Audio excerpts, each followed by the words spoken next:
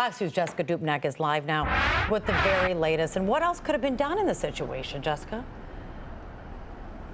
Unfortunately, she was doing everything right. As you said, Taryn, we knew that the victim, Amber Thomas, had a personal protection order against her ex-boyfriend, the accused shooter in all of this.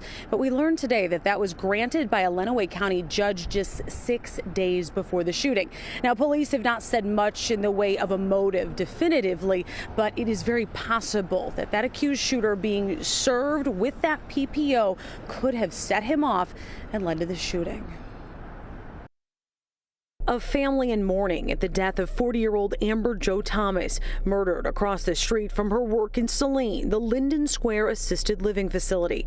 Thursday morning, she went to her car with a coworker. That's where police say her ex-boyfriend was waiting with a gun. The 58-year-old man opened fire on her and the coworker. He is okay. Amber died later that day at the hospital. The facility where she worked releasing this statement to us, saying they're deeply saddened by her death and that over the course of her time at Linden Square, Amber Thomas was a dedicated employee. She always put the residents first, and many of her coworkers looked at her as a mentor.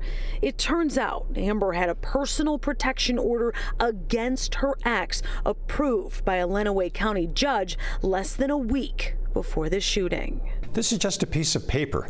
If this person is determined to hurt you, he or she will likely try to do it anyway. Former Macomb County Circuit Court Judge Carl Marlinga was in charge of granting PPOs during his time on the bench. Remember, when it's served, a person who is already unhinged, who is already a threat, might go the other way. It might cause a person to go off the deep end. Unfortunately, he says, it's the only judicial recourse someone like Amber could take, and they're not always granted. It has to be a credible threat, evidenced by some type of overt act. A PPO serves as a warning to stay away, but with that can come a false sense of security. Don't do anything on the assumption that this piece of paper is ultimately going to save you from a very violent person. We spoke with the assisted living care facility by email today. They are having a vigil for Amber Monday afternoon. And as far as charges against the ex-boyfriend, that could happen as soon as tomorrow. Reporting live, Jessica Dupnack, Fox 2 News. Yeah, big problem, and this is not the first woman, sadly, who has gone through this. And Jessica, there are plenty of people, women who may be watching, saying, yeah, it's a piece of paper. What else am I supposed to be doing? It's almost like they have to be just not only aware of their surroundings, but really not even go out until they know they are in a safe situation. And luckily, there are a lot of places around, groups that tend to help in these situations.